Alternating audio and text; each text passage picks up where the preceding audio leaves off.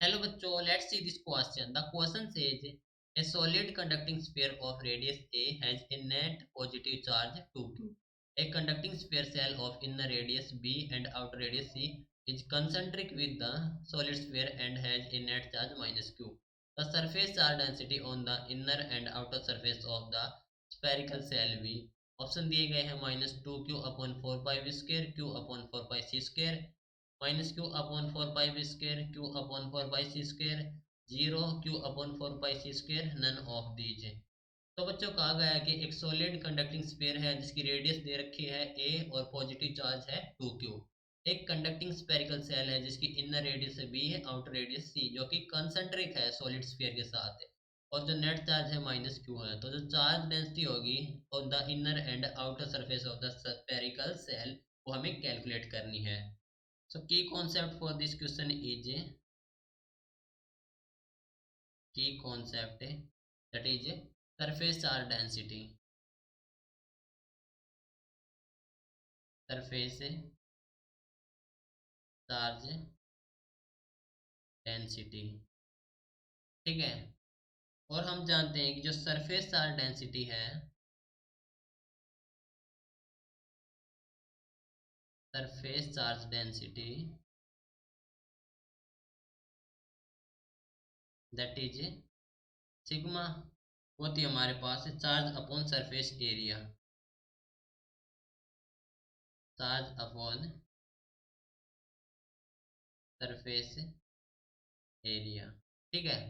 तो देखो यहाँ पर हमारे पास है एक सॉलिड कंडक्टिंग स्फीयर जिसकी रेडियस a है और नेट पॉजिटिव चार्ज है 2q, ठीक है। तो देखो हमें चाहिए है surface charge density spherical shell की, ठीक है, जो सेल है। तो देखो यहाँ पर इसके अंदर है जो सॉलिड कंडक्टिंग स्फीयर है जिस पर हमारे पास है चार्ज +2q।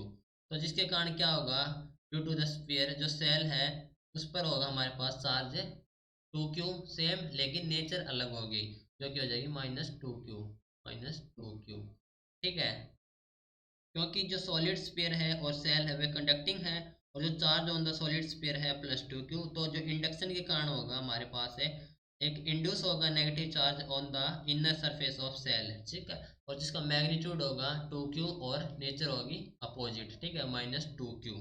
अब देखो जो हमारे पास है नेट चार्ज है -q, ओके।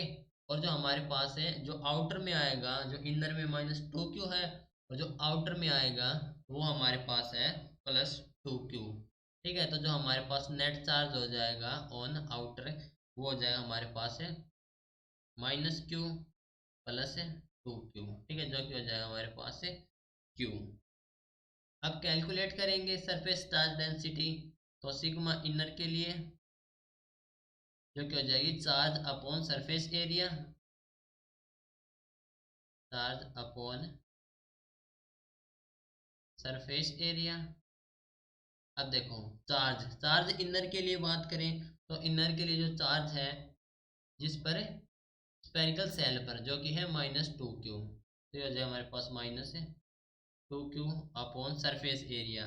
सरफेस एरिया हो जाएगा हमारे पास से 4 पाई और जो आर स्क्वायर होता है तो ये हमारे पास डिस्टेंस b, तो 4 पाई b स्क्वायर, 4 पाई b स्क्वायर।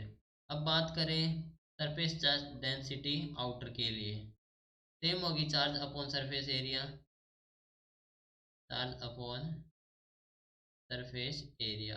अब आउटर पे चार्ज कितना है, आउटर पर हमारे पास नेट चार्ज q, तो q अपॉन 4 पाई और सरफेस एरिया हमारे पास है c है जो डिस्टेंस c, तो ये हो जाएगा 4 पाई c स्क्वायर। तो देखो जो इनर के लिए आ गई वो आ गया हमारे पास -2q अपॉन 4 पाई b स्क्वायर और जो आउटर के लिए आ गई हमारे पास है q upon 4 pi c square. That means हमारे पास जो ऑप्शन ए हो जाएगा that is correct answer, right. So this is your final answer, hope you understood it well, best of luck.